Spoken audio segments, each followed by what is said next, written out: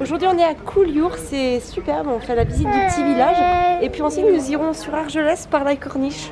Donc c'est une balade de 4 km, ça va être très joli.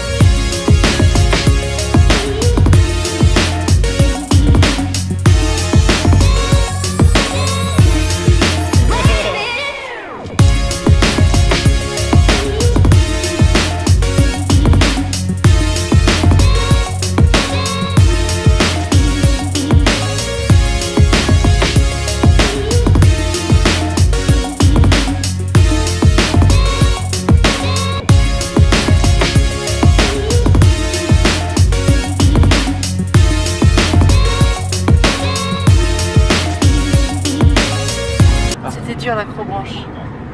On a souffert. Mais c'était super. Et ils sont les enfants? Ça, ils peuvent jouer à nous. Ils sont au jeu. Petite aire de jeu à la Bastide.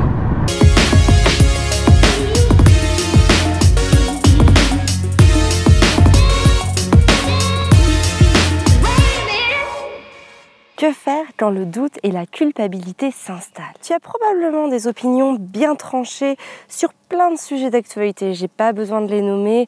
Voilà, les sujets d'actualité sont ce qu'ils sont et souvent on a forcément des idées, des convictions que l'on cherche à défendre. Tu peux en parler, voilà, et défendre tes opinions, mais dès qu'il s'agit d'éducation, tu es pleine de doutes et de confusion.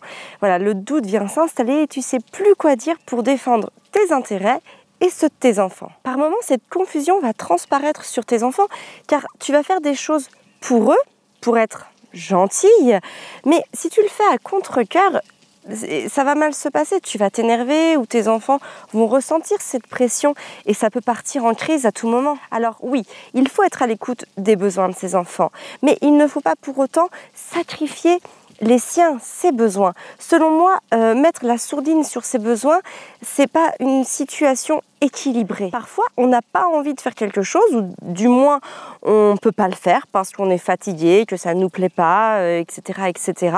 Et donc, on n'a pas à se forcer à faire des choses à contre-cœur. Parce que agir ainsi ferait de nous une super maman ou un super papa. Et pourtant, on sait que les super-héros n'existent pas. Alors, pourquoi essayer? Pourquoi devrions-nous faire au-delà de nos limites, au-delà de nos envies, au-delà de nos propres capacités? Et tout ça en plus avec le sourire. Moi je pense vraiment que ce qui nous guide à être ce que nous ne pouvons pas être, c'est la culpabilité. On est tous tributaires, plus ou moins, d'une certaine culpabilité. La mère au foyer, elle ressent de la culpabilité lorsqu'elle n'en peut plus de se consacrer uniquement à ses enfants, lorsque toute la journée elle doit les gérer et qu'elle voudrait retrouver du temps pour soi, etc. Elle éprouve une culpabilité. Au contraire, la maman qui travaille à l'extérieur pour une société ou bref pour quelqu'un va aussi ressentir de la culpabilité.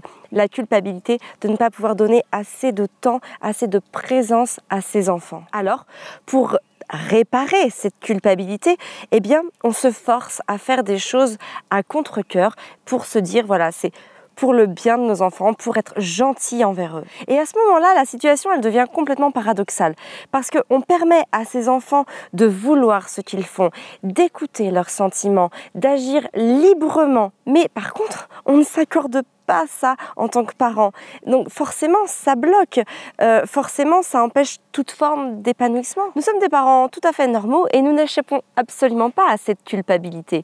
Malgré l'information que nous glanons, malgré toute forme d'apprentissage que nous faisons au travers des formations, au travers de nos lectures, au travers de plein de choses.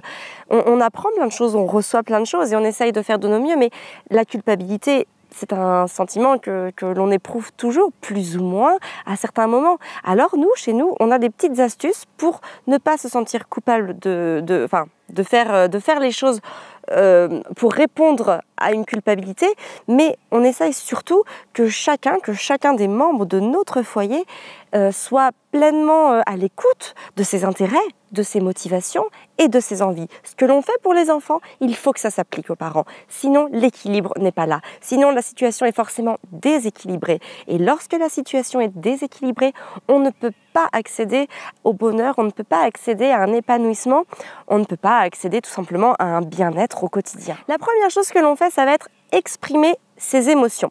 C'est la base la plus saine. Dire la vérité avec des mots simples, ou du moins des mots qui soient adaptés à l'âge de l'enfant. Et si l'on ne veut pas faire quelque chose avec son enfant à un instant T, à un moment où il nous demande quelque chose, eh bien, s'opposer à notre enfant est une bonne chose parce que ça permet de faire comprendre à l'enfant que les autres ont aussi des sentiments qu'il faut prendre en compte, qu'il faut respecter. La deuxième chose, ça va être proposer des alternatives. Par exemple, Arthur veut que je joue avec lui, je sais pas, pendant que je suis en train de cuisiner.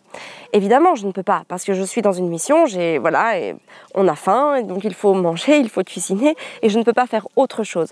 Donc je vais lui proposer, au lieu de jouer avec lui au Capla ou à je sais quel autre jeu, je lui propose de m'aider et du coup je lui donne un économe et je lui dis tiens, pèle les carottes. C'est un exemple, mais le principe est là et il est applicable à absolument toutes les situations. La troisième chose, c'est de se poser la question à qui appartient le problème. C'est fondamental comme question. Si le problème appartient à l'enfant, on le laisse parler pour voir avec lui.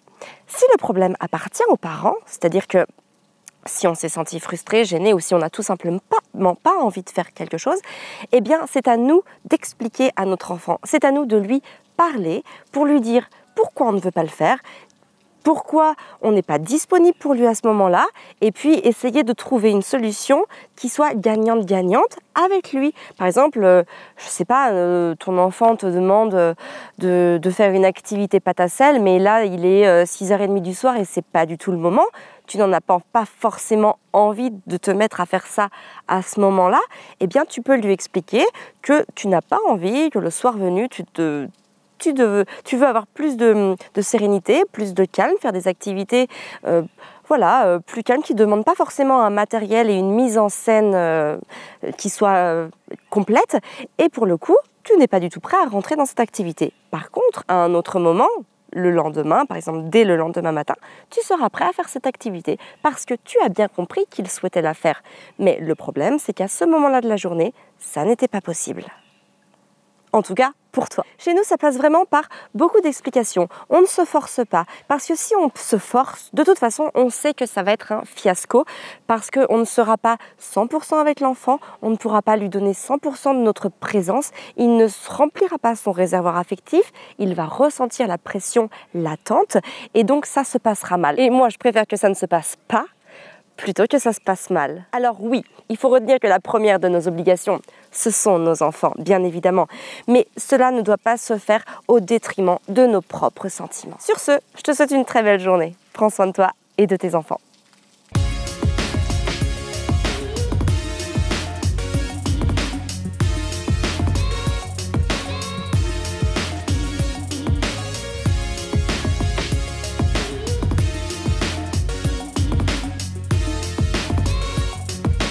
Et aujourd'hui, je voulais revenir sur une notion que l'on attribue souvent aux enfants, c'est qu'on leur dit « mais ils ont un sacré caractère ». Alors pourquoi dit-on que les enfants ont un sacré caractère ? Alors on peut souvent entendre des termes comme « ah bah il est décidé, il sait ce qu'il veut » ou comme j'ai dit tout à l'heure, il a un sacré caractère. Donc c'est autant de choses vraiment que l'on peut entendre de la part de nos